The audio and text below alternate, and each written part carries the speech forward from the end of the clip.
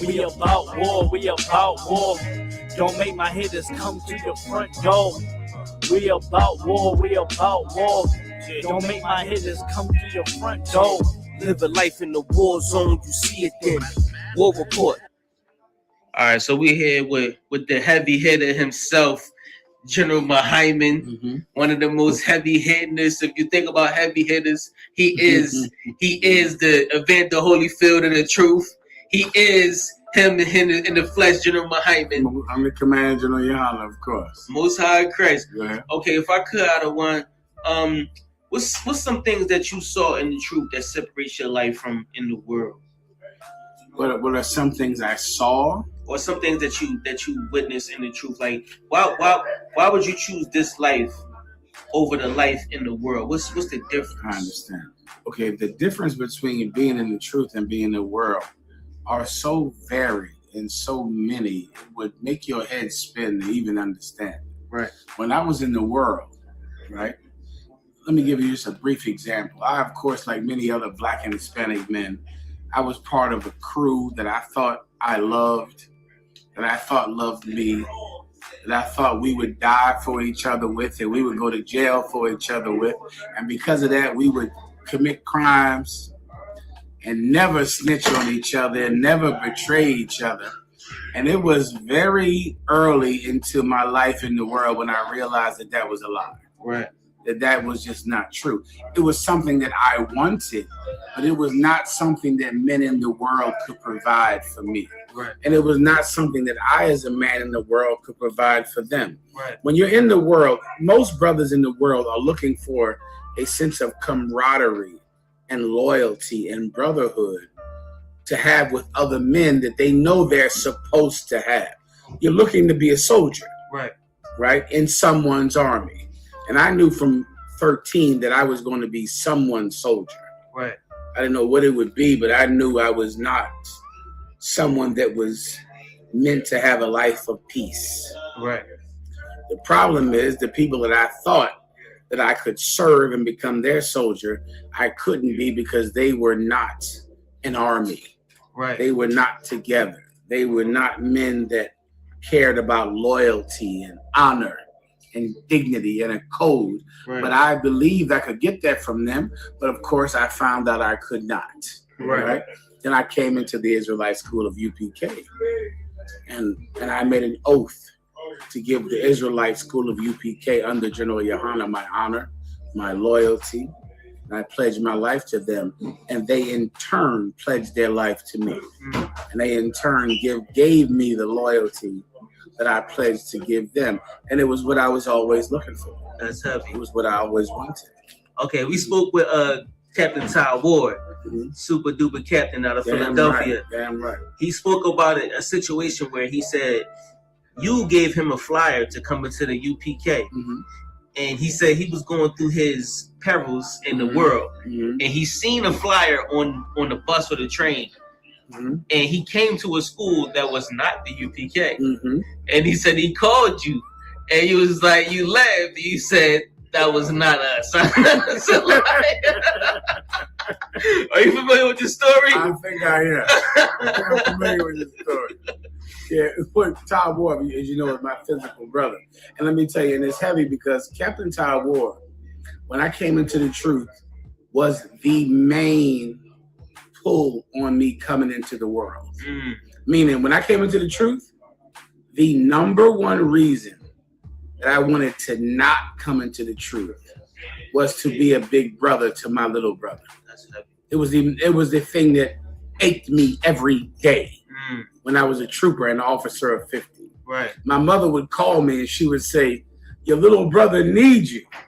He needs you to be around. And brother, it was such I can't even describe that it was the thing that made me want to go back in the world. So I could be his big brother, right? And it bothered me. But I knew that I had to fear the Most High. And I knew I took an oath. Right. And I had to keep my oath. So I abandoned him. And abandoned being his big brother. And abandoned watching him growing up. And it ached me every day. I don't think you get me, Knock. I mean, every day. Right. Every day until he came into the truth, I would feel in my chest to go find my little brother and to help him. And every day I would say, I got to get to D.C. I got to get to New York. I got to get to this other city. I got to get to Baltimore. I cannot go back and find my little brother. And it ached me. But I would pray to the Most High that my little brother would find me. Right. And I prayed to the Lord. Right. Now, how often did I pray? I hope you don't pray. I hope you don't think I'm exaggerating. Every day. Every day. Right. And so finally, one day he called me on the phone and he said, I gave him this flyer. It was 10 years. You understand me? 10 years I gave him this flyer. I gave it to him and I left. Because he was in the world, my family was in the world, and they hated me being around him. They hated my influence on him. You get my point? Yeah, I come around him and they hated the fact that I would influence him. Right. And they fought me to come and didn't want me to be around him. Right. So I said, listen, man, I can't go through this because I knew that I was tempted to choose him over the truth. Right. I could feel the temptation to choose my little brother over the truth. So because I felt it, I left him and went out on the road and traveled all over the goddamn world. Commander General Yohana, fishing and teaching and pushing the doctrine of the Israelite School of UPK. Right. So now, 10 years later, I get a call from him saying, listen, I finally looked at this flyer. I left him 10 years ago. But this group I went and saw, that ain't y'all. He went to some fake Israelite group. He went to the Israelite Church of God in Jesus Christ, who is really not even existing now. They're gone. Mm-hmm. But at that time, everybody thought that they were the group that was going to finally triumph over the Israelite School of UPK. Right. But they were wrong. So he went in there, but as he went in there, he could tell that they were very different than what I had taught him 10 years ago. Right. He could tell they were not in the spirit. Now, once again, I hadn't taught him anything in 10 years. I had been gone. Right. So now he called me on the phone one day. And he said, I went over here, but that don't seem like what you taught me. Right. And I said, oh, yeah, you should have never went in there. It's been 10 years. Right. Right. And in those 10 years, that group had broke off from the Israelite School of UPK. Right. In those 10 years. It had been so long. And then I told him about it, and I told him where we were now. I told him where One West was. Right. Where the UPK was, and he came on in. All right. So as one of the members in the school that was around during the time of One West, you actually set foot in those buildings. What's one of the memories that you remember from One West? Well, if I could, it's important to remember that you are a brother in the school in the time of One West. Okay. Right now. One West has not changed. If I could let you know something that most brothers won't know. Today, I went and tried to buy the building of One West 125th Street, Harlem, New York, under General Yohana's orders. It's heavy. I try it twice or three times a year. 3 times a year. Right now, Applebee's owns the building. Right, downstairs. Right. And they own the upstairs. 2 or 3 times a year, I try to buy it. I try to rent it. If they won't let me buy it, I try to rent it. I tried today. I sent them an email today to rent it or buy it. Today, I'm waiting for their response. Right. It's something we try every 2 or 3 years. You get the point. That the One West has never changed. That's a building. Right. Right. But One West is a spirit that's in all of us now. Right. But that building is holy to us. Right. And we will get it back. One way or another, we're going to buy that building back. And you're going to walk in the door of that building and keep it as a holy place because it's central to our upbringing. It's a place that matters to us. Right. So, yes, I have physically been there, but so have you. You're learning from there. What you're learning from the generals and the captains over you now is in no way different than the brothers that learned back in 1990, 1985. Right. But just so you know, today, I tried to buy it today. Right. And the minute they sell that building, we're buying that building. Right. It's in Harlem, 1 West 125th Street. I don't know what we're going to do with it. Right. But we're going to take it. We're going to give it to Jazar Yak in some way to do something with it. Right. and we're gonna buy it. But I tried today, and I'm waiting for the email. I'm hoping that because of this coronavirus, this is why I called today, because I'm hoping because of the coronavirus, these white people need money. They suffering because it's a law firm that owns it now. A law firm, Applebee's owns downstairs. A law firm owns upstairs, which is where our school was. Right. We'll buy it from Applebee's or from the law firm or both. Right. But what I'm hoping is that one of them will be suffering and in need of money, and that they'll be willing to sell it to us or rent it or something. Right. General Yohana would preferably like to buy the building. In the UPK, we didn't own the building at that time. We rented it. Right. Because we, of course, were suffering back at that time. But now, General Yohana is not suffering, and he would buy it. Right. But I did it today. We'll wait for their response. And what's different from then and today? Nothing. The truth today is exactly the same way it was when I was a trooper. See, this is no different at all. It's a man of persistence, ambition, and all of those things, determination. I don't want to hold you up because you one of, if not, you know what I'm saying, the most busiest man I know. The second most. The second most, and definitely the second most. Well, what was one thing you would tell the people today, if they don't know what the UPK is, or if they don't know what the truth is, and they don't know that it's a lifestyle out there that they can achieve, obtain to change their life? Okay. What would you tell those people? What I would tell them is that most of them will not ever be able to attain the lifestyle that you and I have achieved. That you and I, an officer in the car, have achieved. Most people will never be able to live like this, and it's foolish for you to even try. Most people should not even try. It's harmful for you to attempt to live the life I live. You shouldn't do it. Right. You should be a civilian.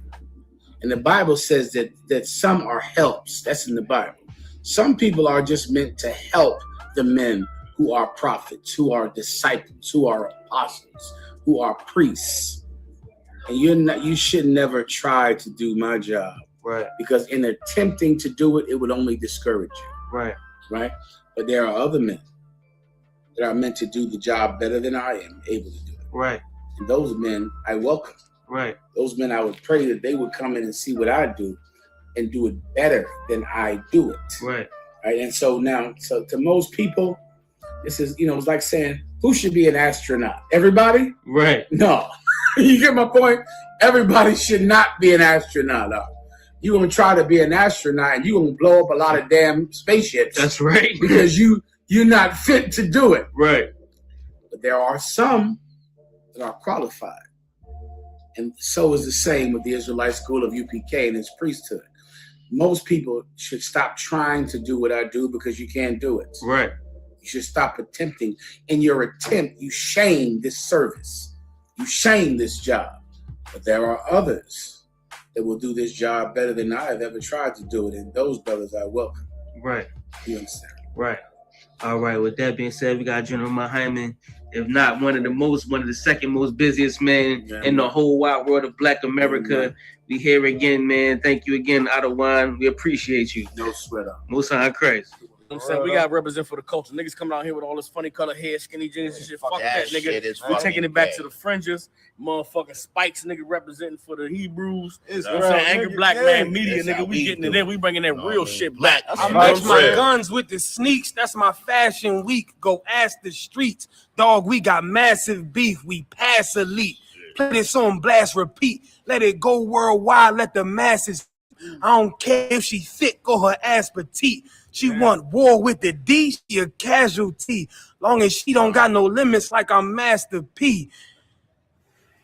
Fucking bitch! Boomstick star! No, do that shit over again.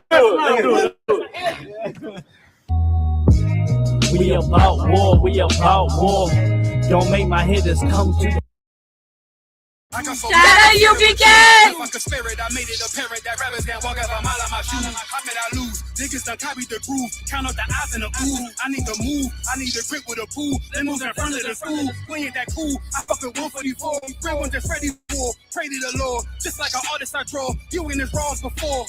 My style is supernatural. I see. We'll be out here today at the No Kings rally. Of course, the country is a big uproar right now about what's going on with Donald Trump. Of course, we know in the ISUPK that we always live under evil leaders and evil leadership. So really, the particular devil, the particular king that's over us doesn't really matter. But what does matter is that black people, Hispanic people, at this moment may be motivated to change, may be motivated to do the right thing, may be motivated to find the Most High, find other leaders, other kings, besides the ones that have been given to us in America, in church, in the mosque. So that's why we out here. We're gonna talk to some black people about immigration and what's going on, and doing the work. Peace Officer 500 Mathumya of the ISUPK. I'm here with this right here. What's your name? CC Siani. What's your name, brother? My name's Kai. All right, no doubt. We here with Siani. You know what I'm saying? So I want to ask you a couple questions. What brings you here today at this? I always just felt like, well, we know Trump not for the people and he against us, which is crazy that we voted him in unless it was rigged. But I'm just here. I stand with my people. Damn right. And I came across No Kings through a YouTube video I was looking at, and they're talking about No Kings protests. So I checked out their website, and there's a lot of statements that I supported and a lot of things that they're standing for, such as like, you know, what's happening in this country and all the negative things, such as like the cuts of the bills that are funding colleges like Harvard and whatnot. And I decided to come out and stand with the people. Don't mind me asking, what's 8647 mean? 86 is restaurant lingo for get rid of it. Oh, 47 is the 47 president. I'm here with these sisters right here. What's your name? My name is Jennifer. Okay, I'm here with Jennifer and Sonia. all right, Sonia. Where you guys from? We're from California, Los Angeles area. All right, shout out to California. Yeah. Okay. Shout out to Cali. All right, so they all the way from California here in Philly at this event. What brings you here today? Today we're here to support democracy. As we know, it is under attack. We're deeply threatened by the Trump administration and his tactics that are supporting fascism, ultra-militarism, the abuse of the military, ultra-nationalism, fascist tactics that result in him becoming an authoritarian. And that's unacceptable. We don't accept that in this country. It's got very tense between Philadelphia police officers that were on scene and these demonstrators that were protesting against some of the actions that ICE have been doing around the country, marching and protesting in solidarity with the protests that are happening in California and Los Angeles. Police say crowds marched to the federal detention center in Center City became disorderly, blocking traffic right there in major roadways. Police say 15 people were arrested. I think there's a lot of anger and a lot of frustration in society, and I think sooner or later people are going to fight back. Everyone is terrified. No one wants to go outside. I've said for 2 sanctuary cities, how we deal with them, we flood the zone. Send many more officers in the community to find the bad guy. If we can't find them in the community, they're going to flood the zone on work sites. So sanctuary cities is going to get exactly what they don't want. I'm here with this sister right here. What's your name? Emma. Emma. All right, so I'm here with Emma right now. I want to ask you a couple questions. What brings you here to this event today? So I believe that the media is complicit in promoting Israel propaganda. They're not showing the war crimes that Israel is committing right now. They're not showing how Israel is starving Palestine. They're also basically a Russian shield. They just accept money from whoever and basically grift. They steal money. They shield whatever ideologies they feel like they can profit off of at the expense of the American people. They're not telling us the truth, basically. And so I'm here to basically march, show my support for the movement, show that we don't accept any kings here in America. Yeah. All right, that's excellent right there. I know there's a lot of segregation and division amongst our people, but it all comes down to being human. And I feel like, you know, we all are different shades of color, and if we can constantly are up against each other, we're not going to get anywhere. Okay, man. Thank you for your time. What's your name? Crystal. Crystal, nice to meet you. Jennifer. Nice to meet you, Jennifer. Go ahead. Mucho gusto, Jorge. So I'm a first generation American, so I'm Mexican American. My parents were born in Mexico. You know, they risked their lives to come over here, give us everything. They came here with nothing and gave us a great life. So I feel like it's, you know, a repay. Like I'm repaying them back for everything that they did for me. Coming out here and fighting for them and making sure they know that. Ariana. Ariana? Halani. Alana? Okay, so first question is, why you guys here? What do you guys I'm here for like multiple reasons. I believe that America is a democracy. I believe we don't have no kings. I believe it's free Palestine. I believe that immigrants should be allowed here. I believe that police shouldn't kill, and I believe that we have the right to speak. We have the right to use our voice.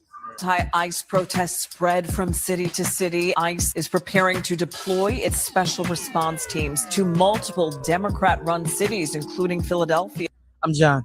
All right, I'm with this brother John, right? I want to ask him a couple questions, right? So what brings you here today at this function? What brings me out is that, I just like it's the right thing to do to come out and, and protest against what's happening in D.C. Like the president is doing a military parade. Like, that's not normal, and that should be normal in America, right? And it's on his damn birthday. Like, it's just like it's crazy. It's really crazy. Like that this is happening, and it's just like I just feel like I had to come out and just do something about it, and pop out. And being from California right now, I'm seeing the news from all my friends back home. They're being affected. Like, ICE is literally parked in front of one of my old best friend's houses right now. They're like around all the Home Depots, all of like the local restaurants I used to go to when I was younger.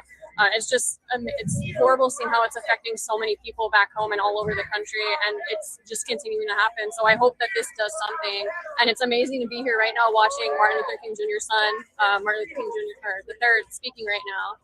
So I really hope this has some type of big impact. Why do you think it's hard for America to accept Hispanics? I don't know. I ask myself that all the time. I don't understand it either. And let's not get it twisted. This is an ethnic cleansing in the beginning. We are seeing an ethnic cleansing in real time, not just outside of the U.S., also outside of the U.S. But right now, the way that ICE is infiltrating our communities, this is the beginning of an ethnic cleansing to ignore due process and to deport people to another country, to countries that they're familiar with. The beginning of ethnic cleansing, and we need to fight that immediately. It's facts. I'm sorry, what was your name? Bill. Bill, question. Why do you think in 2025 it's so hard for America to accept Hispanics? I suspect that people they're afraid that they're losing something that they always felt comfortable with. They think that there's not going to be a place for them the way there used to be. So they have to accommodate more people from more different countries, different colors, different creeds. Somehow they fear they'll get displaced. And they won't, in a sense, sort of occupy the position they used to. That's my sense of things. Right. Just a guess. Right. Well, I mean, it's a good answer. I guess probably just because they're different from majority, not even the majority anymore, but the plurality, I guess. And people don't really like things that are different.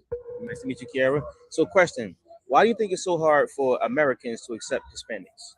I think it's just because any type of culture that isn't like white, I think it's just harder for them because it's not just Spanish. I think that's just who we're like really putting energy into right now. But I don't think that's like consistent because like every few years it seems like it's a different type of nationality that we seem to. Because once it was the Muslims, then people of color. So it just changes as time develops. We just pick and choose someone different each time, it seems. So if you're not white and male, then you're just not going to have a good time, sadly. Honestly, it's just anything that's different, they're going to feel some type of way about it. Just understanding what politics can do to a nation of people, man, and recognizing that people have been impacted blindsided by this guy. A good friend of mine lost her job, solely based on some of the stuff he was saying. Another one of my friends, her husband got deported, and they voted for him, so a lot of stuff was close to hit home, man, and that's all people just didn't recognize it, how important politics is. So I guess I'm here to start sharing what I know in the word, man. Why do you think it's so hard for America to accept Hispanics? I just everything comes with racism. They accept Hispanics, white Hispanics. They be all around with the blonde hair and blue eyes. Even I'm Puerto Rican. There's Puerto Ricans that got light skin and blue eyes. They accept them. Cubans, the majority of Cubans voted for Trump in Florida. They accept the lighter tone. Everything has to do with color in America. Everything has to do with race. Just like there's immigrants, they're white immigrants. They're not going against them. No, they're coming in the neighborhoods like in North Philadelphia. There's ICE driving up and down where my mom lives at because that's predominantly Hispanic neighborhood. they're not coming just they just don't like color because they're coming against the Black immigrants and Hispanic immigrants. I feel like we're a group that accepts everyone and helps everyone, and you know we're loving. I'm not sure why. Can you tell me why? So not too long ago, it was a train called the Death Train, and they would catch the train and ride the train up to America, Hispanics, and they was dying on the street.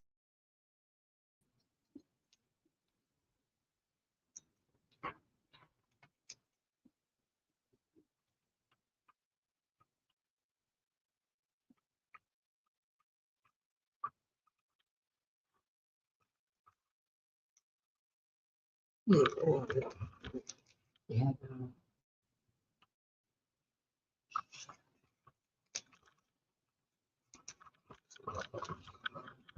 want to fix it? Come.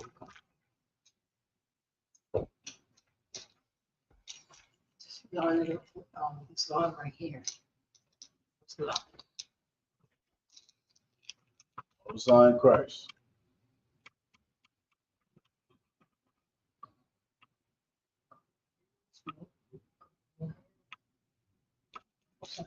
No. It's right there. The water. You took me off mute. Oh, no sign Christ. The what? Shalom, Yahweh Shem Yahshua to the brothers. Shalom, Yahweh Shemor Adam Bashim Yahshua to the sisters. I'm preaching up some Paratazah. You know what I'm saying? Out of ISUPK headquarters in Harlem, New York.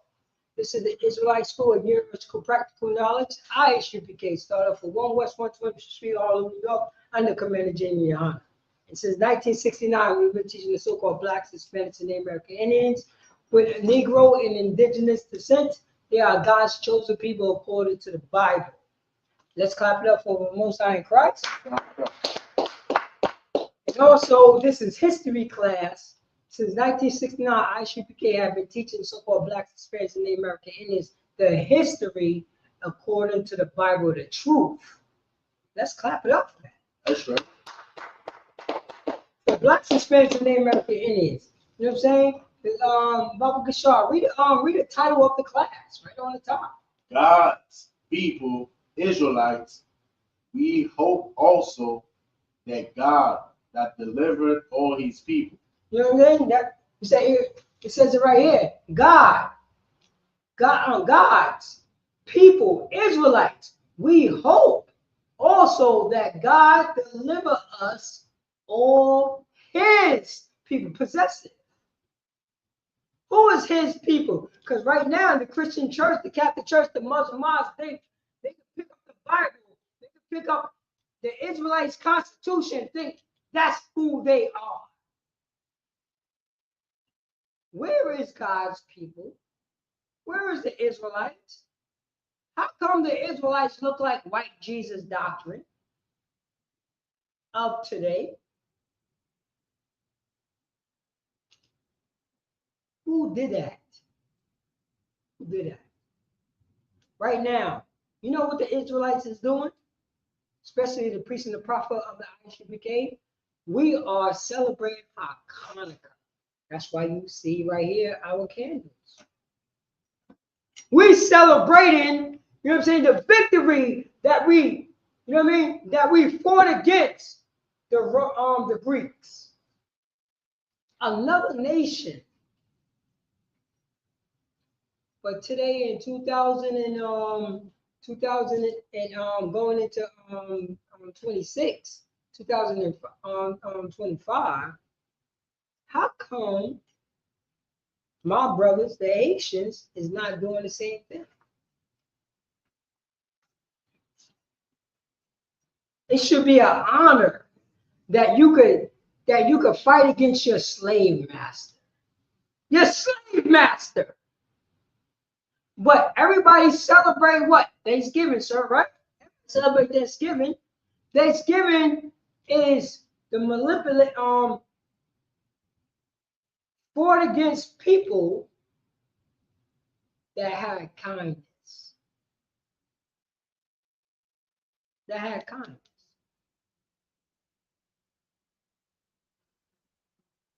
Our people need to be delivered.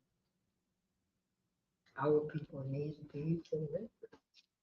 That's That's exactly what's going on.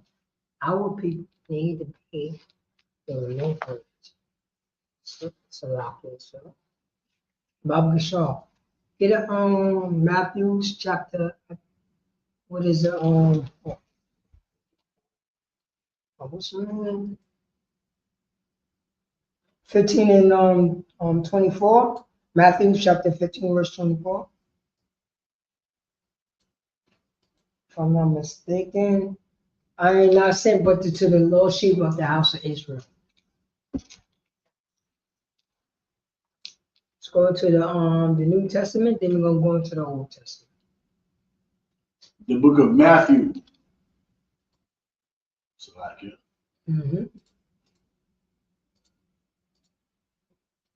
The book of Matthew, chapter 15, verse 24. But he answered and said, I am not sent but unto the lost sheep of the house of Israel. This is our king. This is Yahweh Shah Mashiach. This is what the people who call Jesus. He was answering someone. And he said, but he answered and said, I am not sent but unto the lost sheep of the house of Yasha'Allah. That's what he said. Slaki on one. Did he say something else? You know Yahweh Shah Mashiach, you know he's going to speak that Hebrew. You know what I mean? To get the punch, to understand, to make sure that you don't have no confusion about why I'm on the scene. You know that, you know what I mean? He was at what? A stern man. You don't think he was speaking Hebrew when he said, I bet he said Yasha'Allah to that white woman. You understand what I'm saying? To that white dog. To that, you know what I mean? To that white woman that is an oppressor in 2025.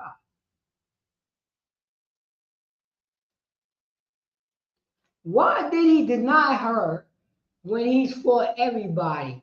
Somebody lied to us. Somebody lied to us. Sir. The way that, you know what I mean, they're lying to us and say that the Old Testament is done away with. The way that they say you could celebrate, you know what I'm saying? You could celebrate the God of the Bible on Sunday when he said the rest is on the Sabbath, the seventh day. I'm sure. Read that again. Matthew chapter 15, verse 24. Oh, matter of fact, start from 22, Bob. Verse 22. And behold, a woman of Canaan came out of the same coast. So now it said, woman of Canaan. Now we're talking about people who live in different regions. Because when you know what I'm saying, when you read Luke, when you read Mark, it's telling you, you know what I mean? They're giving their point of view on this situation, but more detail. It's just like the same thing that, you know what I'm saying? I'm an Israelite from the tribe of Judah. I'm from Yonkers. Because now, you know what I'm saying? If I'm from Yonkers, it would say a woman from Yonkers. But, you know what I mean? But she's from another nation. That's how that goes down. It will be like an Israelite from, you know what I'm saying? It will be like an Israelite from Queens. But nevertheless, he's still an Israelite. We don't say. God. And cried unto him, saying, And cried unto who? Cried unto the priest and the prophet of the Lord. Not only she cried to Yahweh Shah Mashiach, she cried to the, you know, sir, she cried to the priest that was under him. Because remember, in this scripture, they said, let her go. She cried You know what I mean? She was coming on to us. Because she knew who was God's people. Read on, sir. Saying, have mercy on me, O Lord, thou son of David. Thou what? Thou son of David. No. Thou son of the Holy Spirit. Thou son of David. No. Thou son of Immaculate Conception. Thou son of David. No.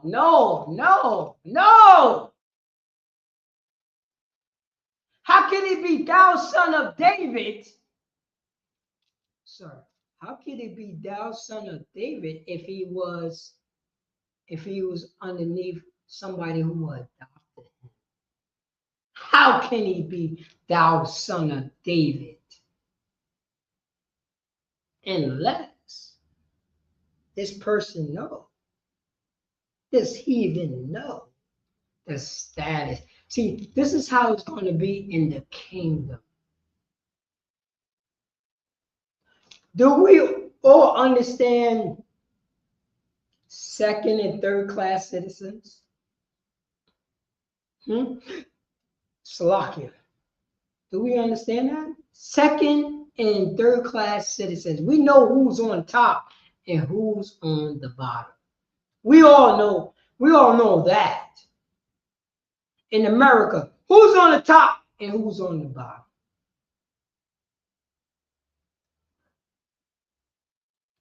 Who know all the information and who don't know all the information?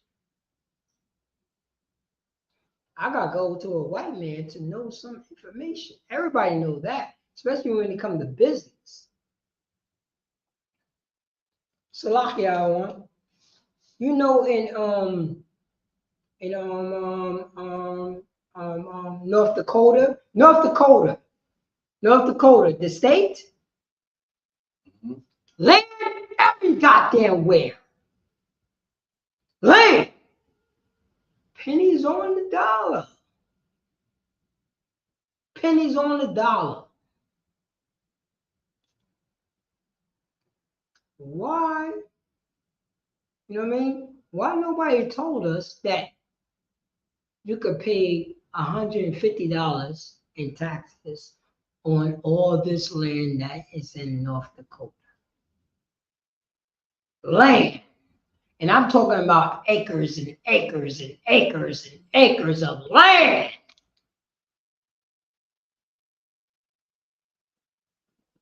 Your sons and daughters would never experience all the land that you could buy in America.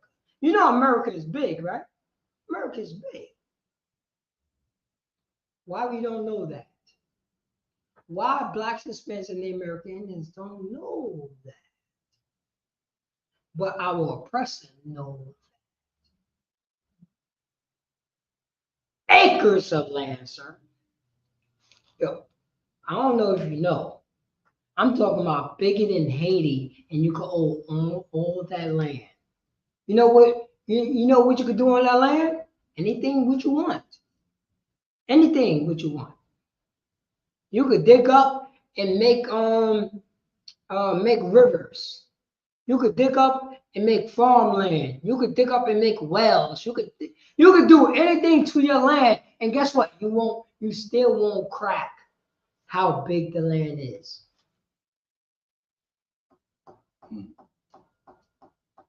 And I'm talking about bigger than DR and Haiti.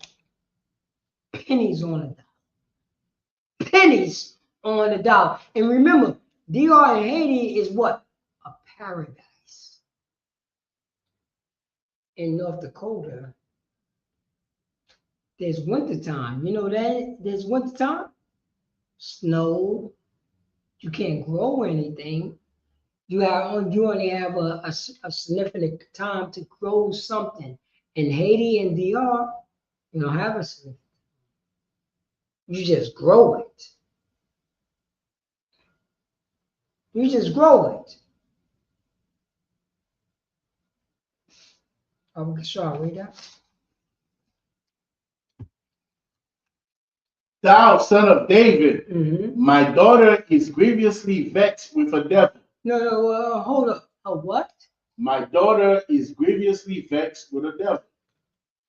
Her daughter, you know what I mean? A different nation from Yasharala is grievous with the devil. Read on. That sound real and something important. Read on. But he answered her not a word. Say that again. But he answered her not a word. I thought, Yahushua Mashiach, I thought he loved everybody. He answered her not. She said, my daughter is hurting right now. Son of David. My daughter is jammed up right now. Son of David. And what did the Son of God do? He did not answer her at all.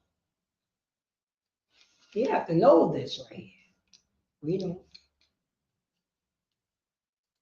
Verse 23. But he answered her not a word, and his disciples came and besought him, saying, send her away. Say that again. Send her away. What did the disciples do? Besought him, saying, send her away. No, she cried to, you know what I'm saying, the Son of God. She cried to the Son of God. And even did the disciple who is the, you know what the Catholic Church always talking about the forefathers, right? They always talk about the church fathers. You know what they always say that, but they never said about the church fathers saying this to some goddamn heathen. You notice that? The church fathers say, send her away. She not us. We don't. For she cried after us. She cried after us first before she went to you, sir. We try to, you know what I'm saying, kick her to the side, and she ran up on you because she know you was over us. We don't. But he answered and said, verse 24, I am not sent but unto the lost sheep of the house of Israel. Oh, man. You know what? She didn't go no place. She didn't run away. She fought and scratched because she knew who is God's chosen people. And she knew that only God's chosen people can help her daughter. She knew that. And the brother said, I'm not for you. I'm for God's chosen people. She went to Yahushua Mashiach, and you call Jesus Christ, and said, can you please help my daughter? I know that you God's chosen people.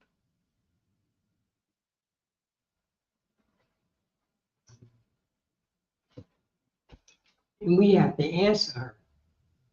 Say, I'm not sent, but to the Lord Chief of the house of Israel. I'm here to help my company. Read on, sir. Come. Verse 25. Then came she and worshipped him, saying, Lord, help me. Verse 26. But he answered and said, it is not meet to take the children's bread and to cast it to dogs. Oh, so Black suspends the name again and Salaki, sir. Can you take over on me?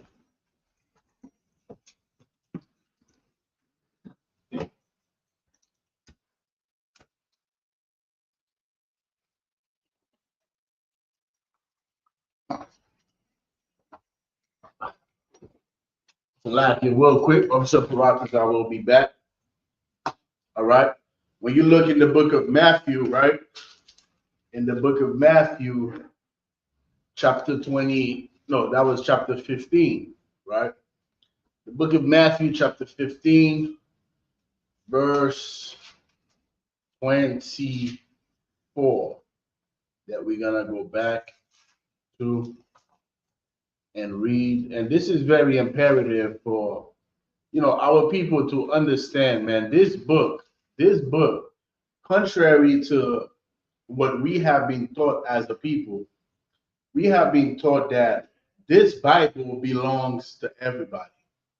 That's what we grew up in the Christian church.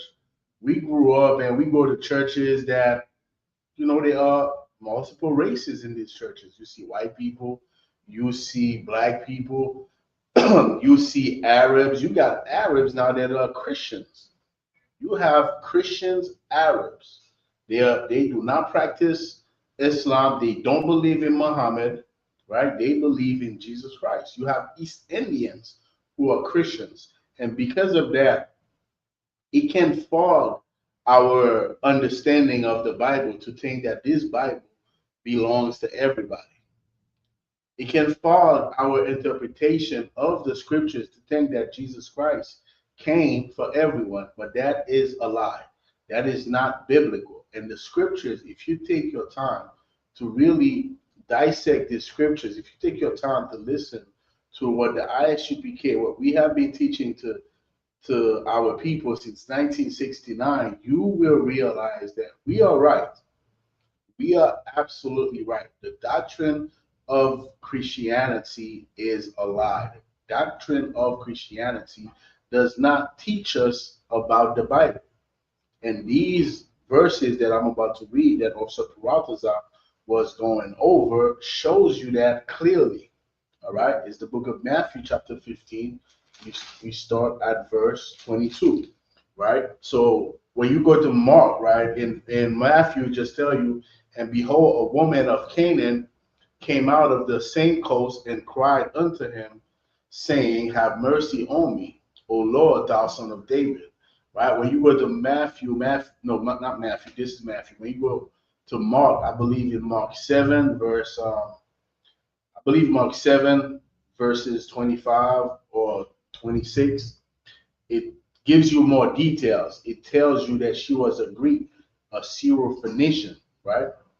That was a devil. That is our oppressor today that we call Becky. That who approached Jesus to ask him to help her daughter, all right? And it shows you how the Israelites dealt with the heathen.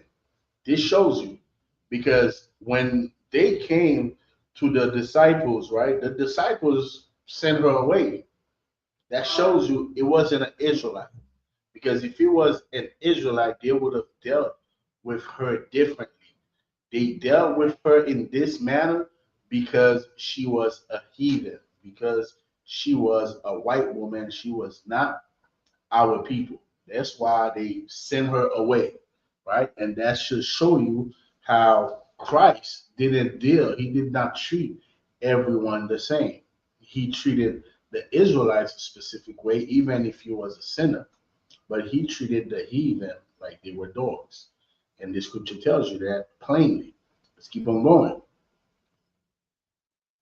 Verse 23, but he answered her not a word. And his disciples came and besought him, saying, send her away, for she cried after us.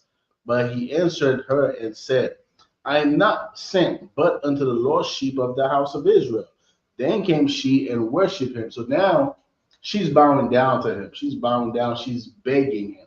She is pleading with him at this point, because he already gave her an answer. He said, I'm not sent to you. I'm sent to my people. All right. I am sent to the Israelites. I'm sent to the 12 tribes of Israel. I'm not sent to you. But she's begging him. She's like, Lord, please, Yahushua, please, Jesus, thou son of David, please, Lord, help me. Verse 26, but he answered and said, it is not meet to take the children's bread and to cast it to dogs. He's doubling down on it. After he told her, look, I'm sent to the Israelites. She keeps begging. So now he's saying, I can't take what belongs to the children of Israel and give it to you, a dog, I cannot do that. And let's see her response, because a lot of people they trip on this, but what they do not realize is just like when a white man or white woman come in front of our camp while we are at camp and we speaking, there's a certain way that some white men, some white women, very few, not a lot of them, there's a certain way that they deal with us. There's a certain way that they recognize who we are. And because of that, there's a certain way that we deal with them. When a white woman comes in front of our camp and bows down to us and kiss our boots, when a white man comes in front of our camp and bow down to us and recognize that we are God's chosen people in 2025 in America, this white society, when they do not have to, when they don't have to do it, and they bow down in front of us and kiss our boots, there's a certain way we're going to deal with that white man. You understand? There's a certain way we're going to deal with that white woman, because they recognize their position and they recognize who we are as God's chosen people. So this is what we are seeing here in Yahushua Mashiach's answer, and I'm about to read it. But he answered and said, no, after he said, it is not meet, right, to take the children's bread and cast it to dogs, verse 27. And she said, truth, Lord, right? This is important. Truth, Lord, yet the dogs eat of the crumbs which fall from their master's table. This is crucial. You know why this is crucial? Because this is showing you that what? Real quick, we're going to read it again, right? So like it, we got to read it again. So like it real quick. So like it, Israel.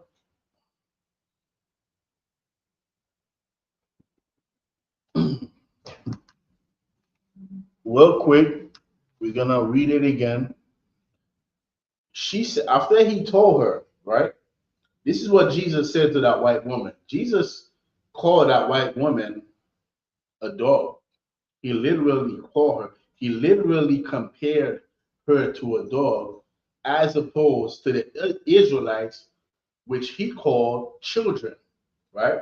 He said, it is not meet to take the children's bread and to cast it to dogs. Who are the children? The children are the Israelites. These are Jesus' words. He's comparing the Israelites to children in the metaphor.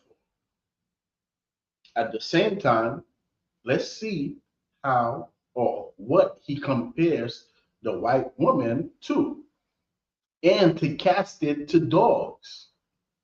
He is comparing her to a German shepherd. That's what he is comparing her to. It is clear, it is plain, right? There's no debate about this. Verse 27, and she said, truth, Lord. This is crucial to understand what occurred after that. To understand why Yahushua, why Jesus responded the way that he responded, you have to recognize what she did in verse 27. In verse 27, she accepted the comparison that Jesus made. She accepted her position comparing to the children of Israel as a dog. She accepted that. And she said, truth, Lord, yet the dogs eat of the crumbs.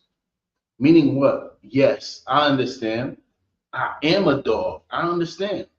But the dogs, they eat.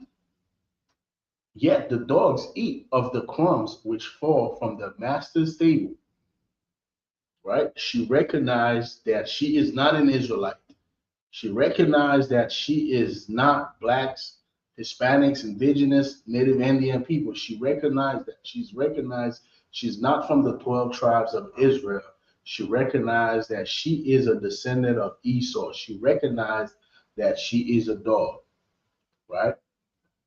And then Jesus answered and said unto her, O woman, great is thy faith. This is the reason why.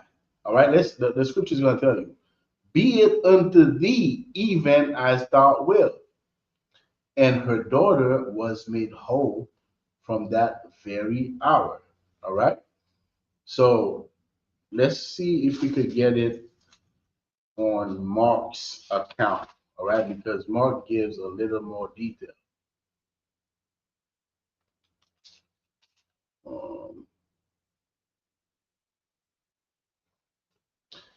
Mark, you see. There you go. In Mark 7, verse 26, it said what? The woman was a Greek, a Syrophoenician by nation, and she besought him that he will cast forth the devil out of her daughter. Verse 27. But Jesus said unto her, let the children first be filled, for it is not meet to take the children's bread and to cast it unto the dogs. And she answered and said unto him, yes, Lord. Yet the dogs under the table eat of the children's crumb. Verse 28, verse 29. And he said unto her, for this saying, go thy way. The devil is gone out of thy daughter. So why did Jesus heal her daughter? A lot of people always ask this question because they say, well, you know, Jesus came for everybody because surely she was not an Israelite. And then look, he healed her daughter, meaning Jesus came for everybody. No, this does not change the scriptures. This does not change the prophecy that the Messiah will come to deliver Israel. This don't change that. This does not change that Jesus will sit on his father's throne, David, and he will be there to save his people. This does not change the fact that Jesus said, I am not sent but unto the 12 sons of Israel, or the 12 tribes of Israel. This does not change it. What this shows is that she recognized her position in our kingdom. She recognized that she is not an Israelite. She recognized that she is a dog. That's why Jesus said, for this saying, the same way, like I was telling y'all earlier, a white man, a white woman come in front of ISUPK camp and they deal with us where they bow down to us, they kiss our boots, they recognize that yes, y'all are the children of Israel, and they recognize that their people have done evil, their people have massacred our people, their people have committed genocide, their people have stripped us of our name, of our culture, of our language. They recognize all the evil that their people have done, and they bow down to us to show the remorse. Of course, for this action that these white people do, that you can see on the internet, you could go on YouTube right now and type ISUPK boot kiss. You're gonna see exactly what I'm telling you.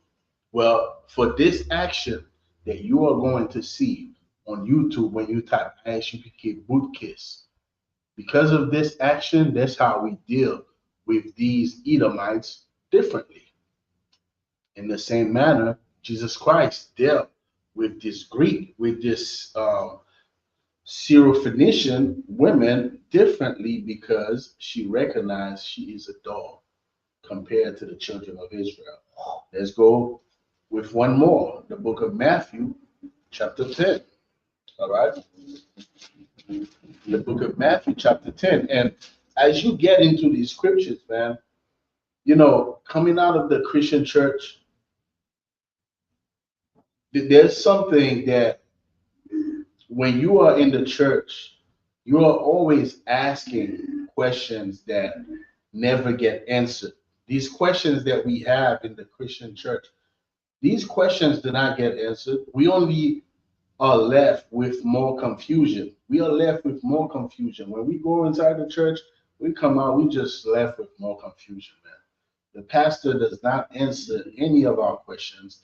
They just sing and dance and have a good sermon, but then the questions about life, the questions about the condition of our people, the question about our purpose, these questions, they do not get answered in the church. But in the ISUPK, these questions will be answered. As you read these scriptures, you will understand clearly why we are in the position that we are in as a people. You will understand clearly why was it important for Jesus Christ to come through the seed of David and to die for us. You will clearly understand. Why? Because there is a river, like Captain Tazariak says all the time, there is a river that flows through the Bible, man. When you read the Old Testament and you read the New Testament and you see how they intertwine, you see how it makes sense, you see how it was prophesied that we will be destroyed as a people if we went astray. Like, you can see all these things. So now these answers, these questions that we have as a people, now when you come into the ISUPK, you are learning the doctrine that we teach, which is the truth, because ISUPK is the home of the truth. Now these questions that you have will be answered. Now you can begin to understand, man, this is the reason why we are destroyed today as a people. This is the reason why we got all these other races of people that are ruling over America, that are on top of us.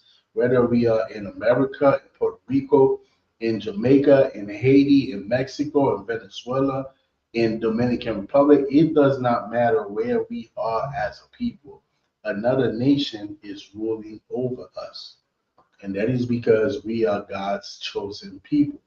And Jesus Christ only came to deliver us out of this condition that we are in.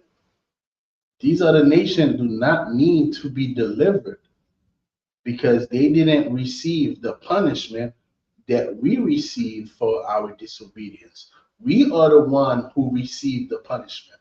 So how can these other nations who did not receive the punishment that we received, because our punishment was specific. We received a specific punishment. These other nations, they know who they are. They are not confused. They do not need to do no DNA test to say, oh, I'm 20% Asian, I'm 40%, white, I'm 30%, indigenous. They are not confused. All white people know they are white. All right, Chinese know they're Chinese. They are not confused about who they are. All right, North Koreans, they know who they are. Only us, Black and Latinos, we are so confused. We think that we are 20% indigenous, 5%, Igbo, 3% Nigerian. So now we are looking at ourselves like a spectrum, and we have different percentage of who we are. So that means we are everything.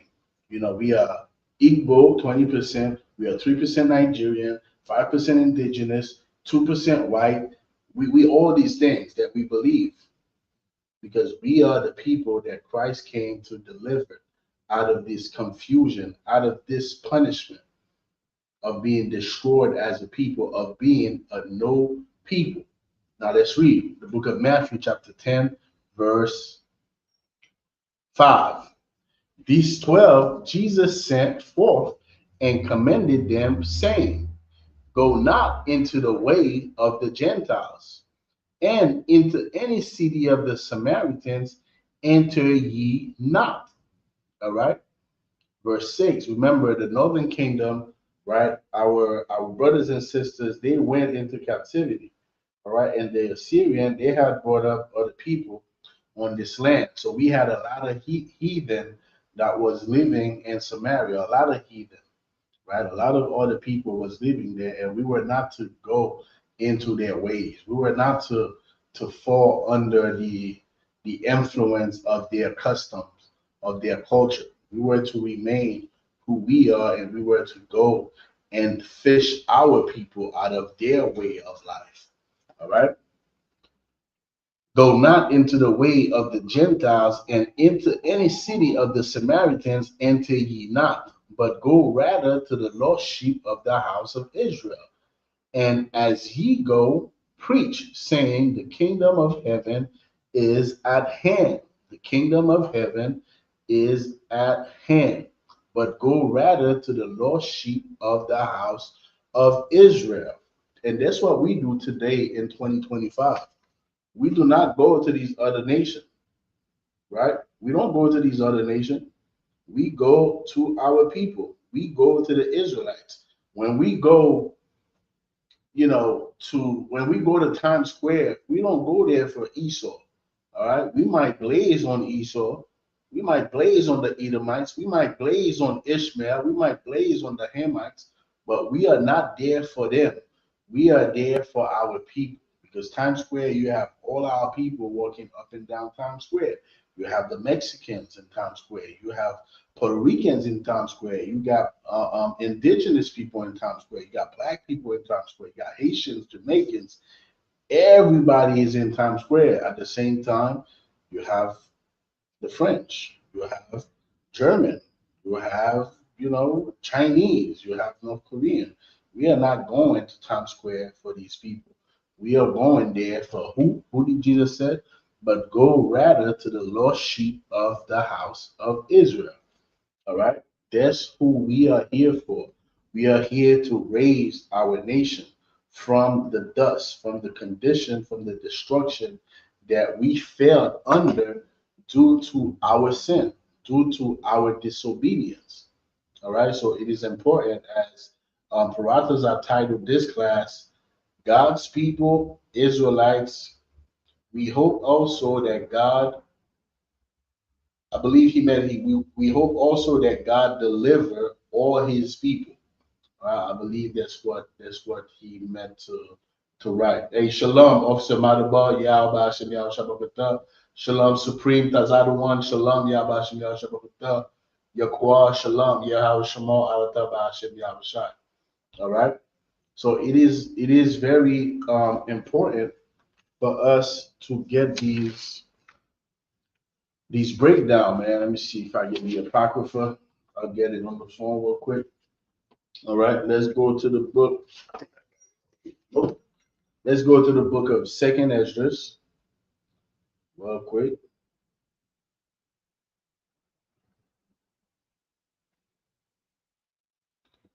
Let's go to the book of 2nd Esdras, chapter 6.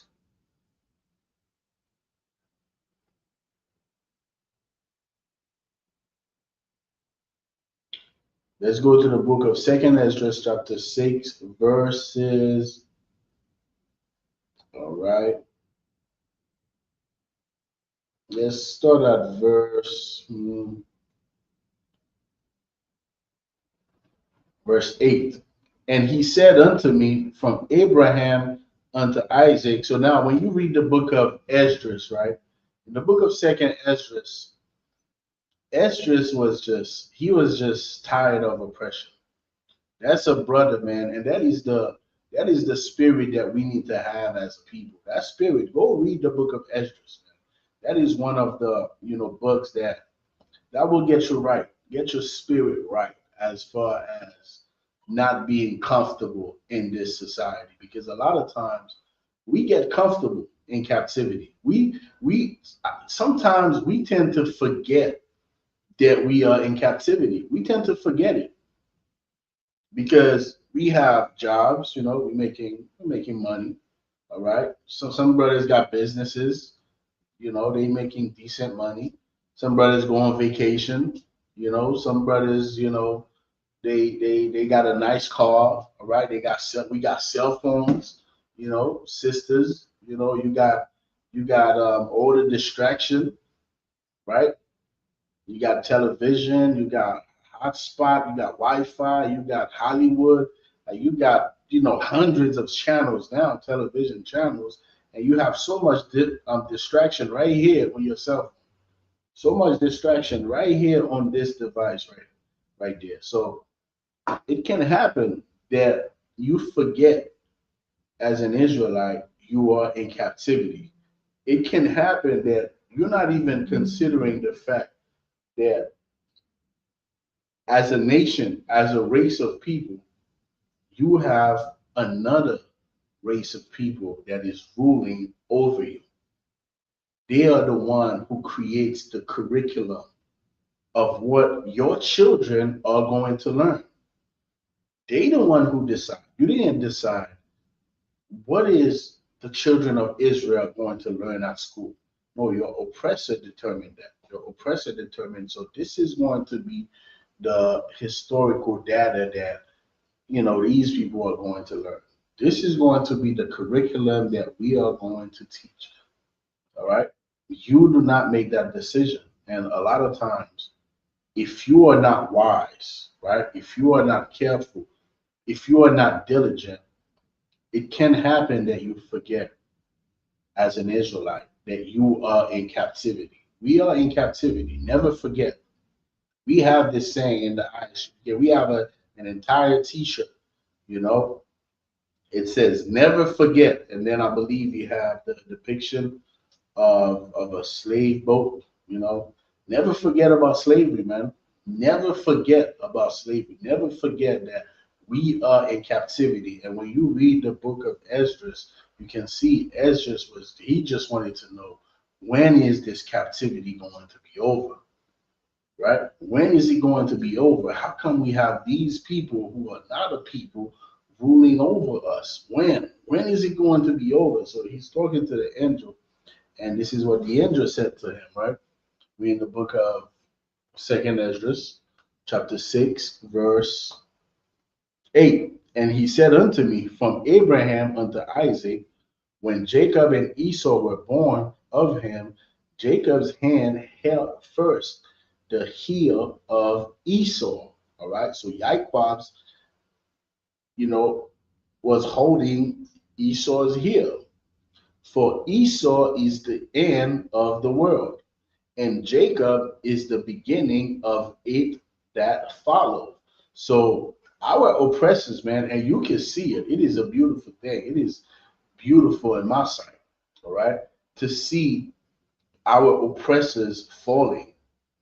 And if you have eyes, if you have wisdom, you can see the devil is falling. The devil is literally on his way down. He is on his way down. But you have to be in the ISUPK to understand. You have to be in the ISUPK to notice. The devil is on his way down. Because why? He is the end of the world. And what's important about this, right? What's important about this, which is the latter part of Paratazar's title, also that God delivered all his people. What's important about this, about our oppressor being the end of the world, what's important about it is the fact that Jacob is the beginning of it that followeth. And who's Jacob? We are Jacob.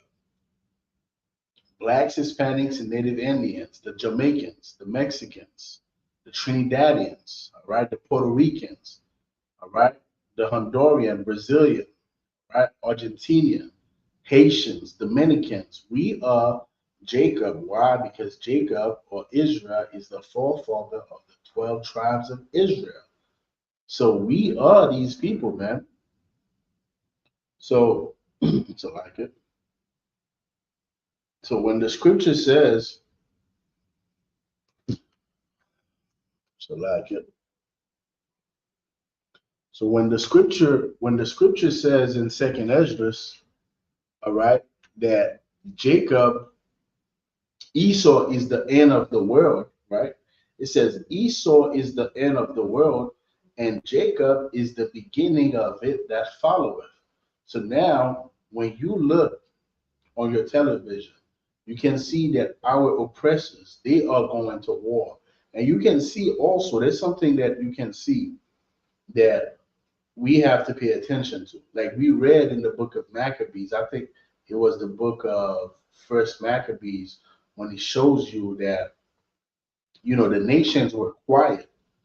The nations were quiet when they dealt with, I think it was Antiochus, right? When they dealt with him, they were quiet in front of him. It's the same thing with America. A lot of nations were quiet in front of America. Well, this is changing today. We can see that nations are standing up to our oppressors. That's because they are going to the Third World War, and the scriptures tell us all about it. The scripture tell us about the alliance with Gog and Magog, which represent Russia, and Magog, which means of Russia, which are the alliances, the people who will align themselves with Russia. That's what he's talking about when he's talking about Gog and Magog in the book of Ezekiel, the 37 and the 38th chapter. All right. And this is going to usher in the Third World War, where our oppressors are going to fall. They are the end of this world. The society as we know it today, our oppressors who are on top, who are ruling, all right, this petrodollar who is like king on this earth, and you can see how they are fighting. They just seized, I think 190 million. Like Donald Trump is a pirate. Like America, they bringing, well, they've been doing it, but they are pirates, man. They just stole so many gallons of oil. They stole an entire boat of oil from Venezuela because they need to keep that petrodollar on top. They need to do it because their empire is falling, and we can see it here in the ISUPK. And it's a beautiful thing because when their empires fall, what's happening is that, like it says in the scripture, Esau is the end of the world, and Jacob is the beginning of it that follow. After their kingdoms fall, our kingdom will rise. So this is important. So read the book of Second Esdras, man, so you can get the spirit that Ezra was in. Now we're gonna read further. All right, we in Second Ezra 6, verse 9. For Esau is the end of the world, and Jacob is the beginning of it that followeth. The hand of man is betwixt the heel and the hand. All right, now this is crucial as well. Other question Esdras asked thou not. So it's telling you the hand of man, right? Representing everybody else. We're talking about Esau and Jacob. Now he says the hand of man is betwixt the heel and the hand. Remember, Jacob is holding the heel. So Jacob's hand is attached to Esau's heel, right? Esau's heel. So now the hand of man is betwixt the hand of Jacob and Esau's heel. The hand of man is betwixt the heel and the hand. Meaning what? Everything that the other nations do, everything that they are going to be, depends on this relationship. It depends on this relationship right here between Jacob, which are so-called blacks, Hispanics, and Native Indians, and Esau, which is our oppressor, the white man, the devil that the Bible speaks of. That's what it's all about. This is why you see them in Israel today claiming to be us. And when we say, nah, we are us, we are considered anti-Semitic because the hand of man is betwixt Jacob and Esau. Everything that this world revolves around is us, right? Jacob and Esau.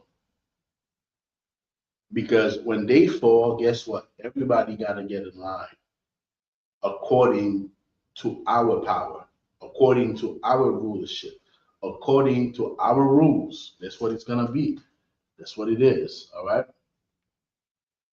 Now, let's jump down to verse.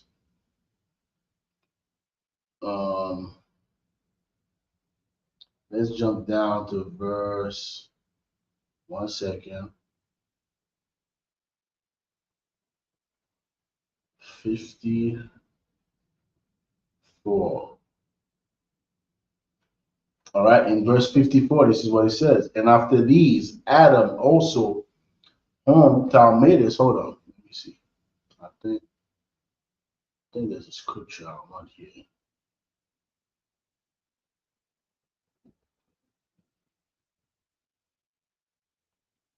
One second, Israel. All right, we're gonna go to verse 54. And after these, Adam also, whom thou madest Lord of all thy creatures, of him come we all, and the people also whom thou hast chosen. All this have I spoken before thee. So, yes, of course, this is another thing that many people like to mention. They like to mention the fact that we all came from Adam, but they mention it, right? When Christian mention this, they mention it from the left side. They don't mention it from having the right doctrine of the Bible, from understanding the Bible. They get it right. But the only reason they get it right is because even a broken clock is right at least twice a day. That's the only reason they get this thing right when they say we all came from Adam. You know, they only get it right because Christianity is a broken clock. That's what Christianity is a broken clock. So yes, there's things that you're gonna hear from the Christian church that's going to be correct. Why? Because the source is the Bible. So when they say that we are all descendant of Adams and Eve, they are correct. But they do not know how to be correct. They don't know. They just say it because, like I said, a broken clock is right at least twice a day. Is the same way when they said, when they said that Jesus came, all right, Jesus came from, when they say that Jesus, well, they don't say that Jesus is the son of David. They say he's the son of God, literally. But when they say that Jesus came to deliver us from our sin, they are right. But they don't know who the us is. They think the us is everybody, and that's where they get it wrong. So now, the reason that they are right is because Noah, who is a descendant of Adam, him and his family are the only one that survived the flood. And because they were a direct descendant of Adam and they are the one who survived the flood, that's why today we are all descendant of Adam. But during Adam's time, there were other families on this earth. There were other families, but the other families, they all died during the flood. Only families that survived the flood were the families of Adam.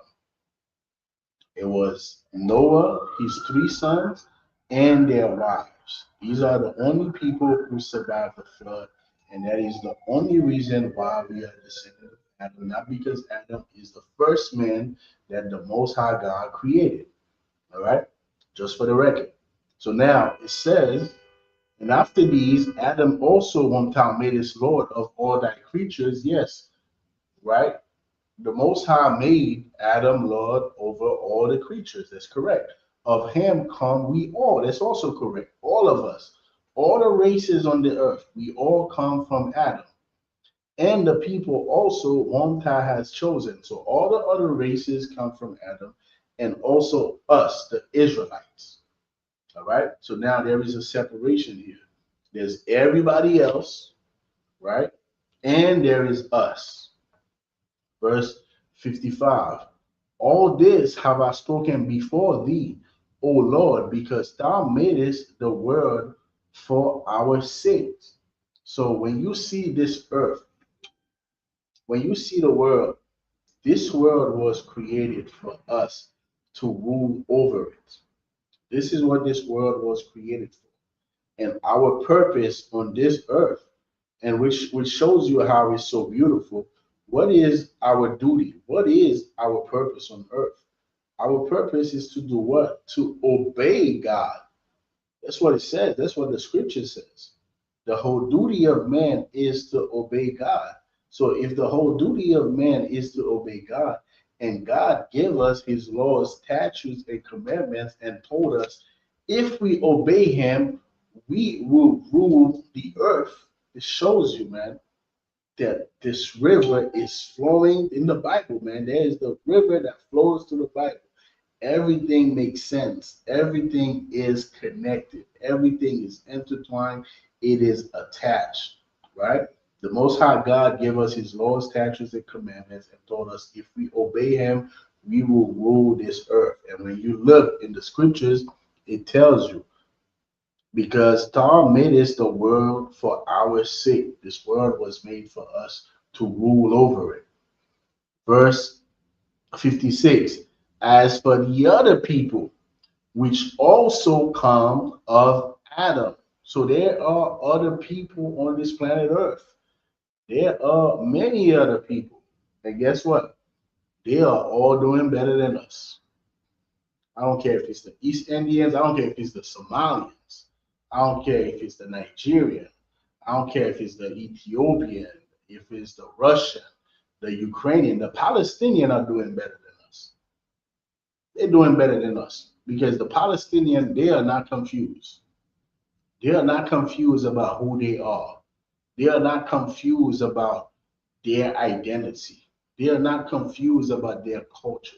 They are not confused. We are the people that's confused. We are the people who do not know who we are, who do not know who our power is. Like it says in Isaiah, the 1st chapter, it tells you, the ox knoweth its owner, and I think the donkey his master's crib. But Israel do not know. We don't know. We don't know nothing. We don't know who we belong to. We don't know who we are as a people, man. All right. So all these other nations, they are ruling over us. And that is not supposed to be happening. It is happening because of one thing and one thing only.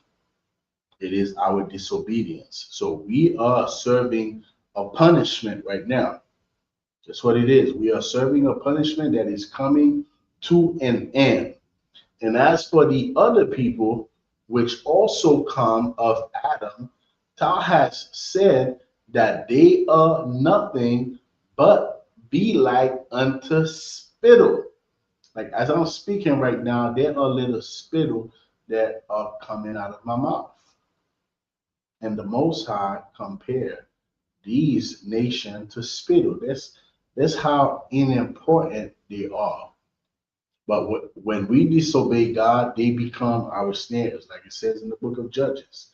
They become the people that are now going to be ruling over us. Because okay, so you didn't want to rule over the Chinese, right? You did not want to rule over the Chinese, no sweat.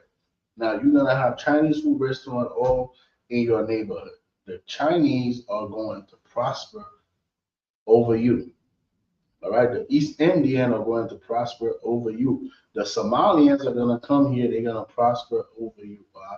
Because these people who are nothing, who you are supposed to rule over through your obedience, because you did not obey God, then now they are going to be the snares that are going to be over you. Let's keep on going. Thou hast said that they are nothing but be like unto spittle, and has likened the abundance of them unto a drop that falleth from a vessel. All right, that's who they are. All right, that's who they are, man. These people are nothing. They are nothing, and I'm about to show you in the next verse how Ezra felt about this, and this is the spirit that we ought to have as a people. We ought to have the spirit right here, man. In verse 57, it says, what? And now, O Lord, behold, these heathen which have ever been reputed as nothing. What is the reputation of these heathen? These heathen, their reputation is that they are nothing. That is their reputation. That's who they are. They are nothing. Nothing. They are inferior than us. Why? Because the Most High God made it so. That's why. It was God's will that we rule over these other nations. It was God's will that we will be stronger than these other nations. All right? God decided that. We didn't make that decision. God did. All right? But verse 57, O now, O Lord, behold, these heathen which have ever been reputed as nothing, has begun to be Lord over us and to devour us. Now, these people who are nothing, B. Joe is nothing, right? Andre Apet is nothing. Who lost? These people are nothing, man. They are nothing. And what happened? They began to be Lord over us and to devour us. Now, these are the people that are devouring us today. The people that were like spittle, the people that are reputed to be nothing on this earth, the people that are below us. Now, they are Lord over us. They are our landlords. They are our doctors. They are our teachers. They are teaching our children. They create the curriculum. They decide. They determine what it is that your children are going to learn. They decide that. You do not decide that. And that's how Esdras felt, man. Esdras is looking at the condition like, damn, these heathen, they are Lord over us, the Israelites. These heathen are Lord over God's chosen people. These heathen are ruling over us, God. When is this going to come to an end? And when you know who you are, man, this is why the truth is so beautiful, because it teaches you. The truth gives you your soul back. That's what the truth does to you. It gives you your soul. It gives you your life back. Because without this truth, we are dead. We are corpse. That's what we are without this truth, man. And when you understand, when you get this knowledge, when you get this wisdom, you look at these other nations for who they are, right? You look at them for who they are, and you begin to see yourself and see the responsibility that you have as an Israelite to live according to the law, statutes, and commandments of God, so that we can be delivered from these nobodies. Because that is the only way, because the only way that we fell under them was what? It was our disobedience. See, so the only way that we're gonna get back on top and put these heathen, these nobodies in their place is through what? Is through our obedience. That's how we do it. So this truth is imperative, man. This truth is crucial. There is nothing more important than this truth. There's nothing more important in this planet for Blacks, Hispanics, and Native Indians than the truth that comes out of the priests and prophets of the ISUPK under commanding General Yohana. This doctrine is life. This doctrine gives you your soul back. This doctrine gives you your life back. This doctrine gives you your sanity back. It gives you your self-esteem back. It gives you back your identity, which is all you need, because once you have your identity, once you know this identity and you have the knowledge and you have the wisdom, then you can understand the responsibility that comes with being an Israelite. Because being an Israelite means what? Being an Israelite means that this earth was created for you to rule over it. And what is the responsibility in order to rule over this earth is obedience to God. All right, let's keep on going. Verse 58. But we, thy people, whom thou hast called thy firstborn, thy people, your people, whom thou hast called thy firstborn, thy only begotten, and thy fervent lover, are given into their hands. Now we are given into the hands of these people who are reputed to be nothing. who are just like spittle, who are worth nothing, who are nothing, that people that we need to civilize. That's all they are. They are people that the Israelites have to civilize. We have to civilize white people, man. We have to civilize white people. Because if we don't civilize white people, every white child is going to be unalive. Every teenager, white boy, they are going to be unalive by other white people. Go ask Charlie Kirk.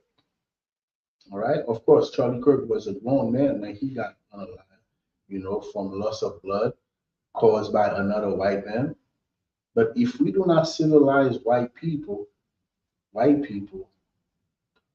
going to be extinct through white on white crime. If we do not civilize Arabs, every little 6 and 9-year-old girl are going to be violated. And we are the people that are going to civilize these people, because these people are nothing but people that need to be civilized by their true Lord, the Israelites, blacks, Hispanics, and Native Indians.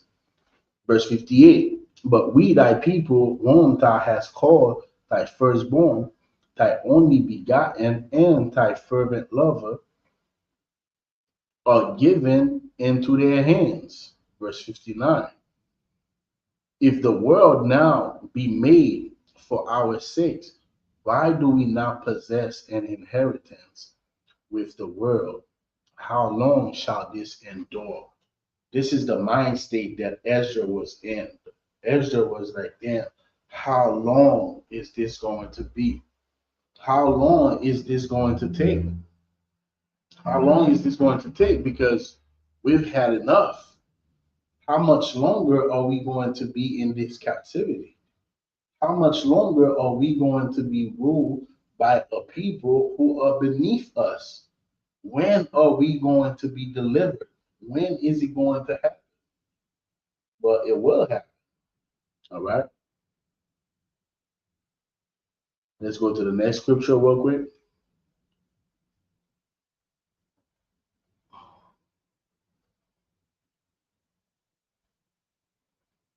Real quick, till I get.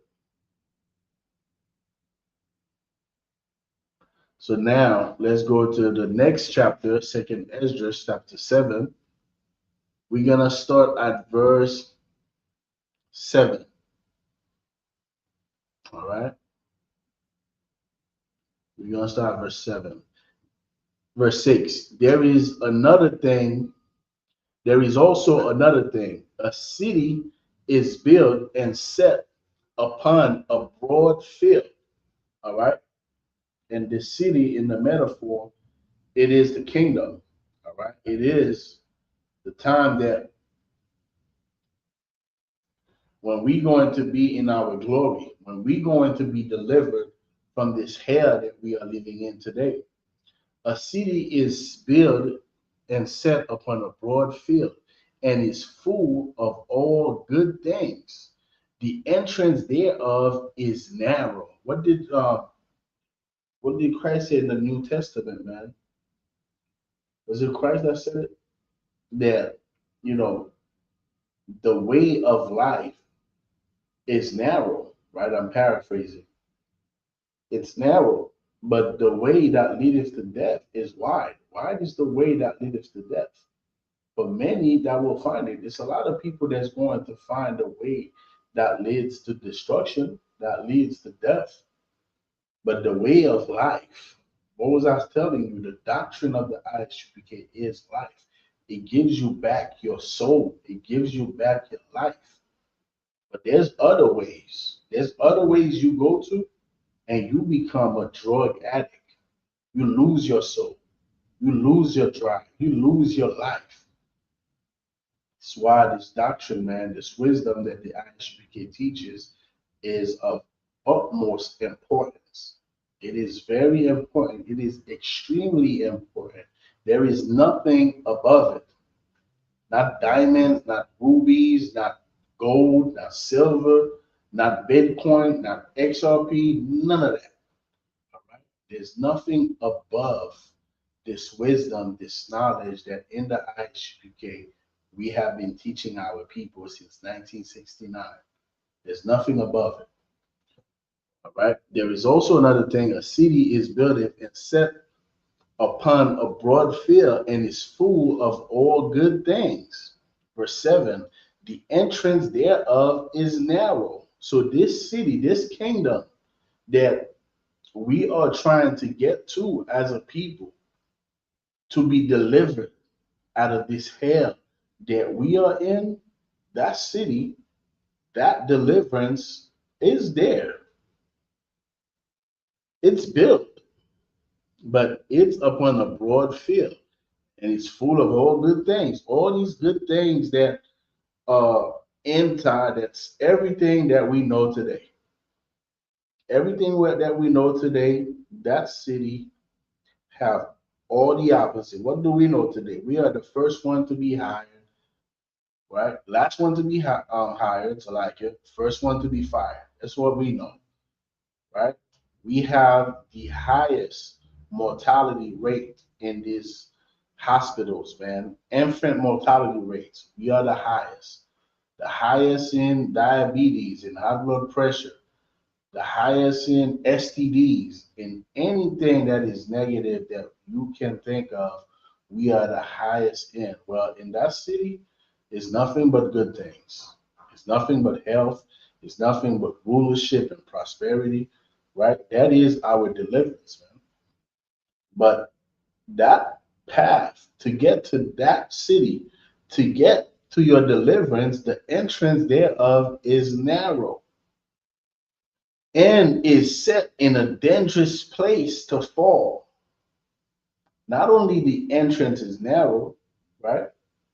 The entrance is narrow, so now you got to picture it. You got to picture like a corridor that you got to go through. You know, you just got to squeeze, you know, to pass through. So not only is this entrance is narrow, but it's set in a dangerous place. So it's not just some place you just got to squeeze to get through, but you got to squeeze and watch your step. Why? Let's read. Like as if there were a fire on the right hand and on the left a deep water. So you got to walk that path, and on your right is fire, and on the left is water. That's how dangerous it is. So not only is it narrow, but you got to watch your step. You have to watch your step, because if you don't watch your step, what's going to happen? You're going to end up in the fire and burn, or you're going to end up in the water and drown. Either or, you're gone. You're not making it to your deliverance. You're not making it to the city. You're not making it to the kingdom. Let's keep on going. And on the left, a deep water, verse 8, and one only path between them both. It's only one path between them. It's not many paths. It's only one path between them. To get to that city is one path.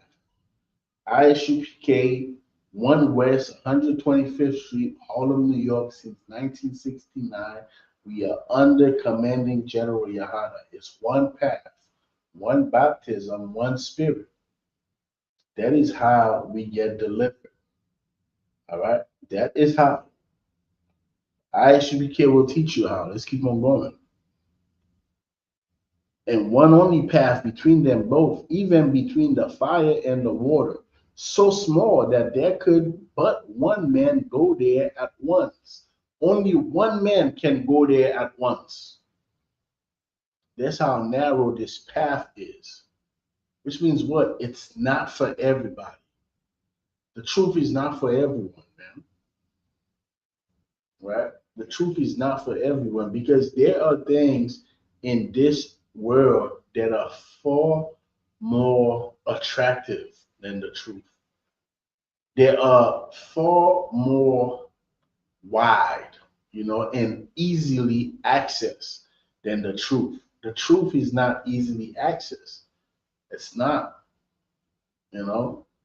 The truth is not someplace that You can bring all your family and all your friends, and they'll just bum rush the truth. It's not that place. It's the place where it's only one man at a time. One man at a time. That's the truth. You know? Let's keep on going. And one only path between them both, even between the fire and the water, so small that there could but one man go there at once. Verse 9, in this city now were given unto a man for an inheritance. If this city was given unto a man for an inheritance, that is what was given to us. That was our promise. All right, that is what is dear to Abraham's bosom, man.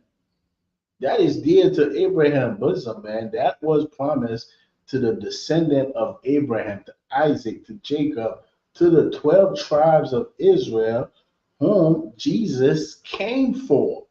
Jesus came for these 12 tribes of Israel.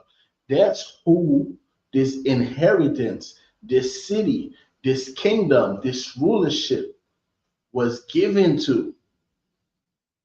And this kingdom is right after this kingdom that we are living in right now, which is falling. This kingdom that we are living in is falling, which means what? You need to be on the path. You need to be on the path to get to the next kingdom. You have to be on that path. If not, what's going to happen is that you are going to fall with this kingdom. You're going to fall with it.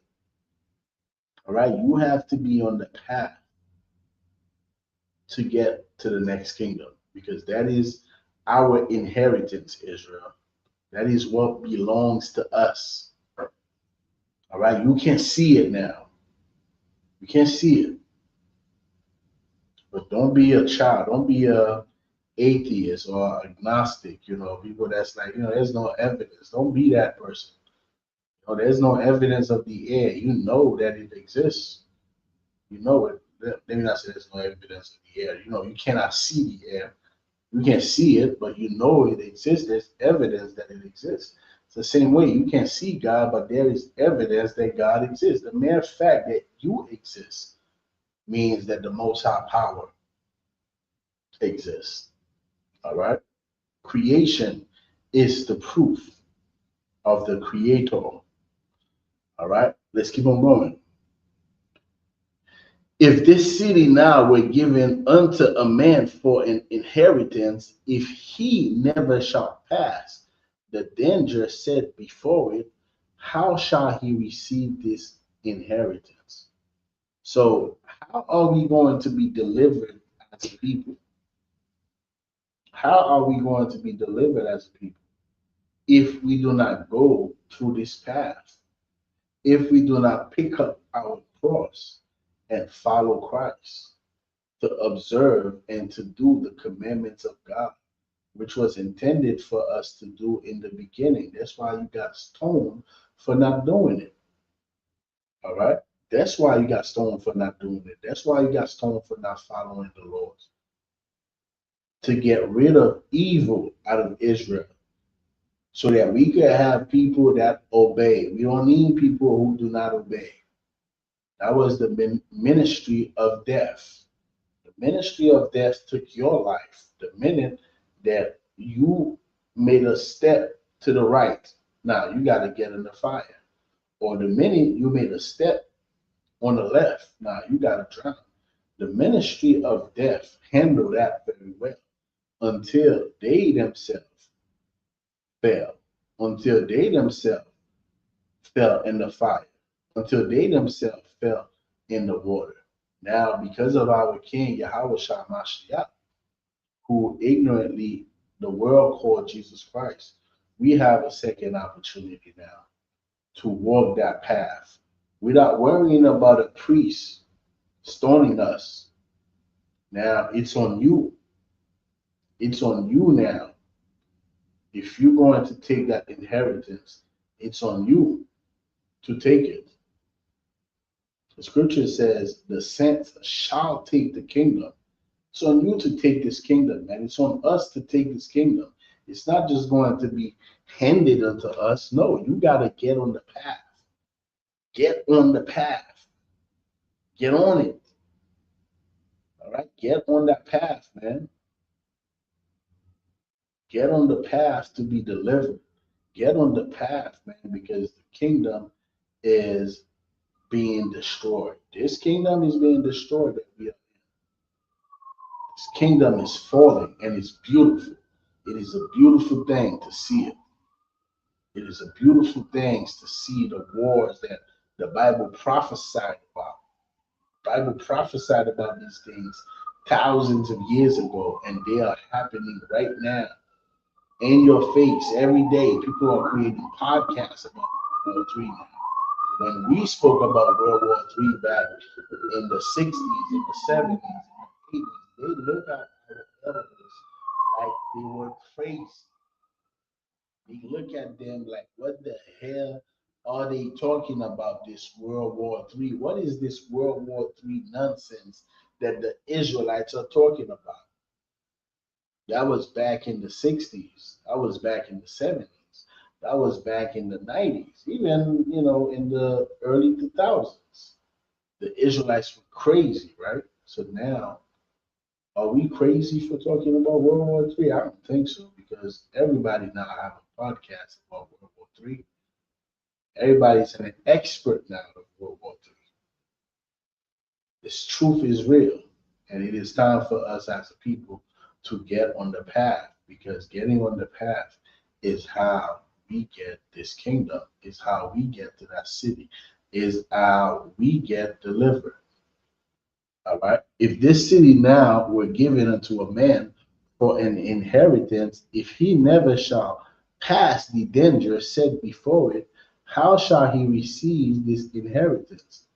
And I said it is so, Lord. Then said he unto me, even so also is Israel portion, because for their sake I made the world. And when Adam transgressed my statutes, then was decreed that now is done. Then were the entrances of this world made narrow, full of sorrow and travail. They are but few, and evil, full of perils, and very painful. For the entrance of the elder world were wide and sure, and brought immortal fruit. If then they that live labor not to enter these straight and vain things, they can never receive those that are laid up for them. So we have to labor as a people, man. We have to get busy. We have to get to work. That's what we have to do as a people, right? We have to get to work. We have to get to work, man. Let me see real quick.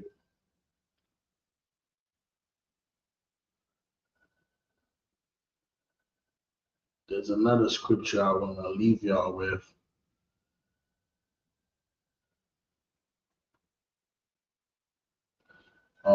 Is it Second Ezra chapter? Let me see. Bear with me, Israel.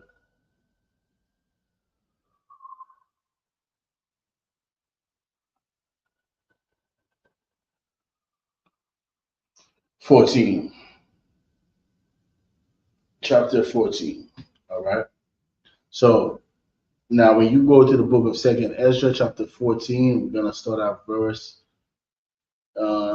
11. For the world is divided into 12 parts, and the 10 parts of it are gone already, and half of a 10 part.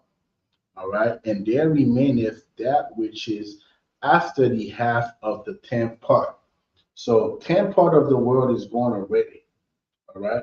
During the time of Esdras. And there remaineth, basically there's just a little time that remains. It's not we don't have a lot of time. We do not have a lot of time. The time that remains is short. We have a short time that remains. All right. Let's keep on going. For this, the end of this kingdom and our deliverance. Verse 12, and there remained that which is after the half of the 10th part. Verse 13, now therefore set thine house in order and reprove thy people. What are we supposed to do today? How do we get into the city? You know how we get into that city? By walking in that path. And how do we do it? By getting our house together, by getting our people together. All right? Reprove thy people and comfort such as them as be in trouble, and now renounce corruption. We got to reprove our people, man. We got to renounce corruption. We got to stay away from everything that get us to sin against God. We have to do it. That's how we get delivered. That's how we get to that kingdom, man. Because we are the people that Christ died for. We are the people that are to be delivered from our oppressors. Because our oppressor, his word is coming to an end. And what does that tell you? That tells you the other nations, their world are coming to an end as well. Because these other nations, like it tells us in the book of Revelation, chapter 18, they get rich off of Babylon, man. They have drunken the same wine that of fornication that Babylon gave us, these other kings, these other nations, these other races of people, they have drunken from the same wine, from the same immorality. All right? And they are falling as well. And as they fall, we need to get on the path to renounce corruption, to reprove our people, to get our house in order. All right? Now, therefore, set thine house in order and reprove thy people, comfort such as them as be in trouble, and now renounce corruption. Let go from the mortal thoughts. All right, we got to become supernatural. We say, General Muhammad say this all the time, man. Be supernatural. You have to be supernatural. You have to be the kind of man that, let me tell you, man, it is natural, right? I'll use something really carnal. It is natural for a man, right? It is natural for you to see a beautiful woman and want to have sex with her. That's natural. That's natural. She's beautiful. She got fire. It's natural. But how about you become supernatural? How about you look at her, you see her beauty, and you say you're not sleeping with her because of her beauty. You're not gonna do it. The only way you will even sleep with her is, let's say, she requests to talk to you, or if you request to speak to her and you court her and you see where is her mind. Is she someone that is after your mind? Is she someone that follows God? Is she someone that will submit to you? Is she someone that will submit to the laws, statutes, and commandments of God? Or is she a woman that you're gonna have to fight with because she want to celebrate Christmas? Oh, you beautiful and fine, but you want to celebrate Christmas? I'm not sleeping with you. That is being supernatural. It is natural for everybody in your neighborhood to smoke weed. And guess what? You smoke weed as well. Why? Because everyone is doing it. So you might as well. That is very natural to do. What is supernatural is to say, I'm not doing what you are doing. Yeah, I know everybody is doing it, but I'm not doing it. All right? We have to be supernatural, man. We have to be, and these are just two examples that I'm using, drugs and women. All right. Now let go from the mortal thought. There's many other examples that we can use as far as, being supernatural. All right. Right now, ISUPK, we are supernatural people, man, because the entire earth is getting ready to celebrate Christmas. And guess what? We are not celebrating Christmas. We're going against the spirit. We are fighting the spirit. Why? Because we are walking that path. And Christmas is that fire. It's that fire. The minute you step to the right, you say, it's only Christmas. you fall. Or the minute you step to the left and you say, I'm just gonna do it for the kids, you fall, you drown. In the ISUPK, we walking the straight path. We're not gonna fall to the right in the fire. We're not gonna fall to the left in the water. We walking the straight path. Let go from the mortal thoughts. Cast away the burdens of man. These are burdens of man. Christmas is a burden of man. New Year is a burden of man. The other one that's coming up, Valentine's Day, these are burdens of man. And we cast these burdens away. Put off now the weak nature. All right? We are not to be weak. We are not to let our flesh dictate what we ought to do, because we have a soul, we have will, right? And we need to activate that. We need to wake up. And the only way you wake up is by receiving this knowledge, this wisdom that gives you your soul back, that gives you your life and your sanity back. Verse 15, and set aside the thoughts that are most heavy unto thee, and haste thee to flee, and haste thee to flee from these times. All right? For yet greater evils than those which thou hast seen happen shall be done hereafter. Man, greater evil. You thought World War I was something.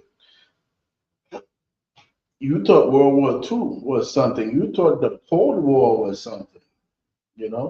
Wait till you see what's going to happen in the Third World War. Wait for that. You thought you saw something, you ain't see nothing yet. Wait for the destruction that's coming. Because this earth, as it's going, things cannot go the way they've been going, man. They cannot. We have our children, that are missing by thousands every year. Sex trafficking, organ trafficking, we losing 500,000 babies in these abortion clinics. This, man,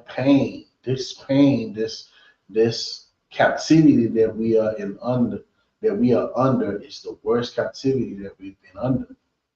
We lost everything. We lost our sanity. We lost our minds.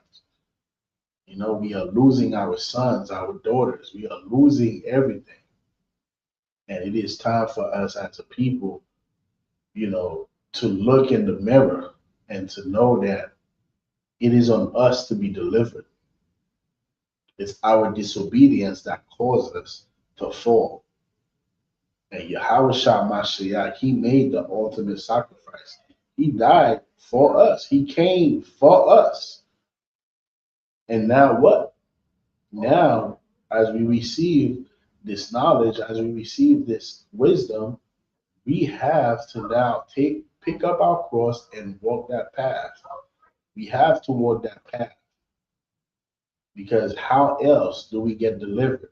How else do we receive this inheritance that belongs to us if we do not get up, pick up our cross, and fight and walk? All right, with that, we're going to end the class. We're going to clap it up for Son of Christ. We'll be seeing y'all. Of course, ISUPK online classes tomorrow, 7 p.m., right? 7 to 9. ISUPK Haiti will be seeing y'all on Sunday, right? Sunday, 7 p.m. Sunday, 7 p.m. They suspended our live on TikTok, so I'm not sure if we'll be able to go live again. I sent the appeal, Lord willing, because TikTok is always suspending, our lives. For some reason, last night we was live, they suspended our live. All right, so Lord willing, we'll be able to get back on TikTok so we could do our classes, so these classes could be live on TikTok. If not, just make sure you share the YouTube link to your family and Israel. Say shalom, Yahweh Hashem, Yahweh Shabbat, to all the brothers, to the sisters, shalom, Yahweh Shamar, Alatam Hashem, Yahweh Shah, shalom, Israel, shalom, Haiti.